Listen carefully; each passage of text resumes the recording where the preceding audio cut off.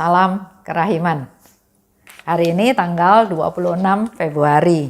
Kita akan baca dari 3 nomor.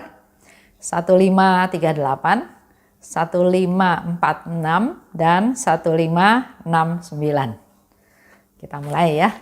Dalam nama Bapa dan Putra dan Roh Kudus. Amin. 1538. Pada waktu itu, kasih akan Yesus berkobar sedemikian kuat di dalam hatiku, sehingga sambil mempersembahkan diri untuk jiwa-jiwa yang tidak tahu terima kasih, aku memendamkan diri sepenuhnya di dalam Dia. Ketika aku kembali sadar diri, Tuhan mengizinkan aku mengecap sedikit sikap tidak tahu terima kasih yang melanda hatinya. Pengalaman ini berlangsung dalam waktu yang singkat. 1546, Tuhan berkata kepadaku, "Aku sangat senang akan kasih-Mu. Kasih-Mu yang tulus menyenangkan hatiku, laksana harumnya bunga mawar di pagi hari, sebelum embun yang menempel padanya diserap oleh sang surya. Kesegaran hatimu menawan aku. Itulah sebabnya aku menyatukan diri denganmu, lebih mesra daripada dengan makhluk lain manapun." 1569. Oh Yesus kasih abadi, Engkau telah mengurung diri dalam hosti, dan di sana Engkau menyembunyikan kealahan dan keelokanmu. Engkau melakukan ini untuk memberikan dirimu seutuhnya dan seluruhnya kepada jiwaku, dan untuk tidak menggentarkan jiwaku dengan keagunganmu. Oh Yesus kekasih abadi, oh terang abadi, sumber sukacita dan kebahagiaan yang tak terselami. Engkau telah menyelubungi dirimu dengan roti. Karena ingin menjadi bagiku surga di bumi, Engkau sungguh menjadi surga ketika kasih-Mu ya Allah, Kau limpahkan kepadaku. 1538. Pada waktu kasih akan Yesus berkobar sedemikian kuat dalam hatiku. Ada saat tertentu di mana kasihnya akan Tuhan itu memuncak, berkobar sedemikian rupa ya. Dan kasih yang berkobar itu Suster Faustina lakukan dengan membenamkan seluruh dirinya di dalam Tuhan. Dia mengalami kasih yang berkobar dan dia benamkan seluruh dirinya dalam Tuhan. Sambil di sini dikatakan mempersembahkan diri untuk jiwa-jiwa yang tidak tahu terima kasih. Ini bisa menjadi contoh kita juga pada saat kita begitu kasih kita kepada Tuhan berkobar-kobar, mari kita benamkan diri kita dalam kasih Tuhan. Hanya merasakan kasih Tuhan, hanya merasakan pelukan Tuhan, tapi bukan itu aja. Suster Faustina katakan di sini menyerahkan diri, menjadi silih, menjadi persembahan kepada Tuhan untuk menjadi silih atas jiwa-jiwa yang nggak tahu terima kasih. Suasana itu, situasi itu akhirnya Suster Faustina sadari juga. Waktu aku sadar katanya ya, Tuhan mengizinkan aku mengecap sedikit sikap tidak tahu terima kasih yang melanda hatinya. Yesus men-sharingkan apa yang dialaminya, apa yang dirasakan oleh hatinya melihat jiwa-jiwa yang tidak tahu terima kasih tersebut. Saya nggak tahu bagaimana apa yang di-sharingkan Tuhan Yesus kepada Suster Faustina ya. Tapi sesederhana ini mungkin ya. Saya pernah mengalami satu hal. Saya melihat salah satu teman itu dia terbelit hutang dengan rentenir. Yang bunganya 1 bulan 10% atau berapa ya. Pokoknya bunganya besar sekali. Sedangkan dia hidupnya pas-pasan. Dia hidup dengan berjualan nasi setiap hari di pasar. Ada rasa iba, ada rasa kasihan ya. Jadi saya tanya, berapa sih utangnya? Karena nggak mungkin bisa nutup apa yang dia dapat di pasar untuk menutup bunganya, apalagi pokoknya ya. Jadi saya timbul rasa peduli. Saya tanya berapa utangnya, dan saya memang menegur dia dengan keras, jangan utang lagi, pakai uang yang ada untuk melunasi utang itu kepada rentenir tersebut, dan jangan utang lagi sama rentenir. Kalau kamu punya uang nanti secara per bulan bayar aja. Bayar ya, kita di komunitas itu ada kayak tabungan, jadi bayar ke komunitas untuk supaya hasil dia berjualan nggak habis hanya untuk bayar bunga. Apa yang terjadi? Dia berterima kasih? Enggak. Dia marah. Dia merasa, kamu siapa Esther? Saudara saya bukan, orang tua saya bukan, ngapain ngurusin utang saya? Yang utang saya, yang susah saya nggak minta tolong, kamu ngapain? Ikut campur urusan saya. Itu reaksi dari dia ya. Reaksi dari teman yang lain. Ada yang bilang, lu bodoh. Kenapa bodoh? Iya, orang nggak minta tolong, kamu tolongin. Buat apa? Dia nggak terima kasih. Bahkan malah ngomongin jelek tentang kamu di luar. Sok ngatur, sok berkuasa, sok ikut campur urusan orang. Nah, dari pengalaman itu, saya mengambil satu kesimpulan. Oke, lain kali kalau ada yang susah dan orang itu nggak minta tolong, saya nggak boleh ikut campur. Tunggu sampai dia memang butuh pertolongan. Tapi di pihak lain, yang saya pelajari dalam kerahiman nggak seperti itu. Kalau ada orang perlu ditolong, kita harus peka dan kita berusaha menolong dia. Jangan membiarkan, jangan mendiamkan. Akibatnya dimusuhin, akibatnya dibilang bodoh, akibatnya mengalami hal yang nggak enak, ya sudah, terima. Nah, ini yang mungkin pengalaman ini ya, yang mungkin saya bandingkan dengan yang Yesus alami. Kita begitu sering dibantu Tuhan. Baru tadi pagi ngobrol sama suami saya. Betapa banyak momen-momen di mana sebetulnya campur tangan Tuhan itu sangat jelas. Sesuatu yang nggak terduga terjadi. Sesuatu yang kayaknya nggak mungkin ternyata ada jalan ke arah sana. Dan kita berdua bersyukur sama Tuhan karena memang ternyata Tuhan tahu apa yang kita butuhkan tanpa kita ngomong. Nah, pertanyaan lebih lanjutnya adalah, dengan segala bantuan Tuhan itu, kita berterima kasih enggak? Nah, sering kita lalai untuk berterima kasih. Dan pada saat diary ini ditulis oleh Suster Faustina, pada saat itu Yesus bercerita. Yesus sharing, membagikan sebagian daripada apa yang dirasakan oleh hatinya terhadap jiwa-jiwa yang enggak berterima kasih. Mari kita refleksi ke diri kita masing-masing, apakah kita berterima kasih pada Tuhan atau kita termasuk jiwa-jiwa yang nggak berterima kasih sama Tuhan.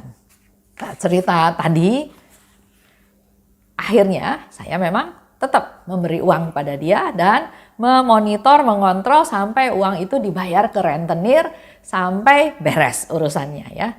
Nah, di sini mungkin yang saya salah langkahnya adalah saya mendikte, mengikuti, mengawasi supaya uang itu jangan dipakai untuk yang lain tapi betul-betul untuk dibayar kepada si rentenir tersebut.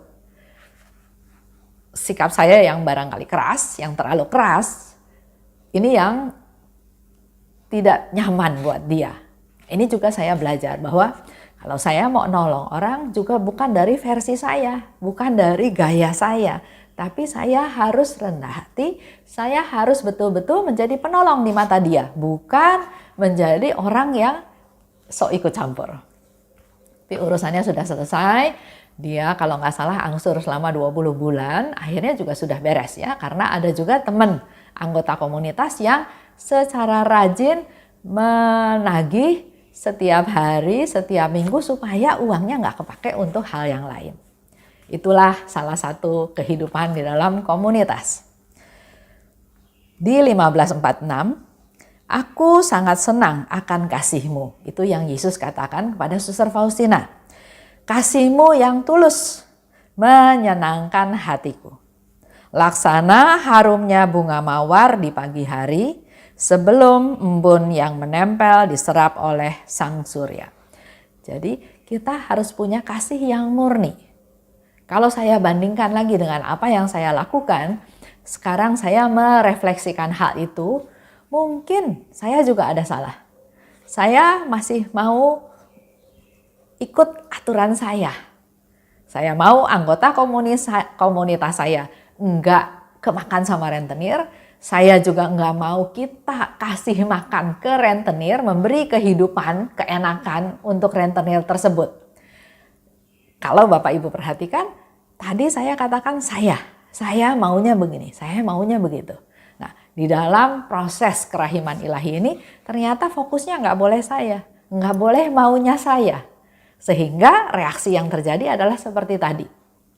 Saya harus belajar lebih rendah hati untuk bisa menjadi penolong ya, bukan menjadi hal yang tidak membuat dia nyaman. Kesegaran hatimu menawan aku, itu yang Yesus katakan pada Suster Faustina ya. Itulah sebabnya aku menyatukan diri denganmu lebih mesra daripada dengan makhluk lainnya. Kalau kita perhatikan apa yang Yesus katakan pada Suster Faustina, ada 3 hal. Kasihmu yang tulus, kita harus punya kasih yang tulus. Selain tulus juga kita harus punya kasih yang murni. Dan kesegaran hatimu. Jadi fresh ya, sesuatu yang membawa hal yang positif. Itu yang membuat Yesus menyatukan diri dengan kita. Kita selalu menjaga supaya kita punya antusiasme, kasih yang proaktif, kasih yang hidup, kasih yang segar kepada Tuhan. Di 15:69, Suster Faustina menanggapi kasihnya Yesus dengan mengatakan, Yesus, kasih abadi. Engkau telah mengurung diri di dalam hosti. Di sana engkau menyembunyikan kealahan dan keelokanmu. Allah Tuhan yang luar biasa, yang maha kuasa, maha murah, maha esa, maha segalanya. Tapi dia mau mengurung dirinya di dalam rupa hosti. Sehingga menyembunyikan kealahannya dan keagungannya. Hosti kecil, roti tidak beragi, yang bentuknya bulat, yang tidak menarik sama sekali. Engkau menyembunyikan keagunganmu dan engkau menyembunyikan kealahanmu. Engkau melakukan ini untuk memberi dirimu seutuhnya dan seluruhnya pada jiwaku. Satu hosti kecil itu yang kita sambut dalam perayaan Ekaristi, berupa dalam komuni kudus, hosti kecil itu kita sambut. Hal ini dikonfirmasi oleh Suster Faustina, kenapa Yesus membelenggu dirinya dalam hosti kecil tersebut, karena dia ingin memberikan dirinya seutuhnya dan seluruhnya kepada kita semua. Bukan sebagian, tapi seutuhnya. Jadi kalau kita menyambut hosti, itu yang diberikan oleh Yesus adalah seutuhnya tubuhnya, seluruh dirinya. Dan kedua, kalau Tuhan datang dengan segala keagungannya, kebesarannya, kita akan merasa gentar, kita akan merasa takut seperti Musa ya. Waktu Musa di atas gunung Sinai, dia mendekati ranting yang ada apinya tapi tidak terbakar ranting tersebut ya. Sampai ke titik tertentu dikatakan stop. Dia nggak boleh maju lagi karena Allah itu begitu suci, begitu luar biasa keagungannya, di mana kita semua manusia berdosa. Nggak punya kemampuan untuk bisa ketemu. Tapi dalam hal ini, Yesus mau dikurung dalam rupa hosti dengan melepaskan keagungannya, dan dia mau memberikan diri seutuhnya dan seluruhnya kepada kita. Dan yang kedua juga untuk membuat kita nggak gentar. Kalau kita melihat keagungan Tuhan luar biasa, kita akan merasa sangat gentar, sangat tidak layak, sangat takut ya. Tapi dengan berupa hosti justru untuk tidak menggetarkan jiwaku karena keagunganmu. Mari kita sama-sama hayati waktu menyambut hosti itu adalah Tuhan memberikan diri seutuhnya. Dia juga dalam rupa hosti untuk supaya kita tidak jadi gentar ketemu Tuhan. Engkau telah menyelubungi dirimu dengan roti, berupa roti. Karena ingin menjadi bagiku surga di bumi. Kita masih ada di bumi. Kita belum benar-benar ada di surga. Tapi dengan Yesus memberikan tubuhnya dalam rupa roti, kita sambut ada Yesus seutuhnya dalam diri kita. Kita mengalami surga. Ada kuasa Tuhan, ada kedamaian, ada sukacita. Apa yang kurang dari sesuatu hal tersebut? Yesus ada di dalam saya. Itu udah menjadi satu surga waktu kita ada di bumi. Engkau sungguh menjadi surga ketika kasih-Mu Kau limpahkan padaku. Setiap orang punya penilaian sendiri terhadap surga. Orang-orang duniawi bilang, waduh serasa di surga. Kalau mengalami sesuatu yang luar biasa yang ada di dunia. Ya, kita suka dengar ya, orang katakan melihat pemandangan yang begitu indah, melihat fasilitas yang begitu lengkap, kita langsung bayangkan, waduh serasa di surga. Ada yang bilang seperti itu ya. Tapi buat Suster Faustina, dengan dia bisa menyambut Hosti Kudus, dengan menyambut Tuhan yang dalam berupa roti, dia merasakan surga walaupun dia masih ada di bumi. Dari pengajaran hari ini kita bisa tahu bahwa Allah begitu cemerlang, begitu besar keagungannya, begitu suci. Sedangkan kita manusia nggak layak, kita manusia berdosa. Kita bisa mati yang seperti tadi saya cerita tentang Musa. Tapi kasih Allah itu luar biasa besar. Kerahimannya juga tanpa batas. Dia mau rendahkan dirinya untuk menjadi berupa hosti. Bahkan Suster Faustina katakan dikurung dalam hosti. Dia memberi diri seutuhnya, dia memberi diri seluruhnya kepada kita. Dan ini semua dikatakan oleh Suster Faustina, kita bisa mengalami surga walaupun kita masih ada di bumi. Mari kita renungkan apa yang dikatakan oleh Suster Faustina pada hari ini. Buat saya juga ini menjadi satu masukan yang baru. Bahwa menerima komuni bukan hanya dihayati sebagai saya menerima Tuhan. Tapi ada pesan tersirat yang mau Tuhan sampaikan pada kita bahwa Dia mau merendahkan diri untuk supaya kita bisa menerima Dia. Itu aja. Saya tutup ya dengan doa. Dalam nama Bapa dan Putra dan Roh Kudus. Amin. Oh luka kerahiman, oh hati Yesus, sembunyikanlah aku di dalam lubuk hatimu. Laksana satu tetes darahmu sendiri. Dan jangan biarkan aku terlepas dari situ selama-lamanya.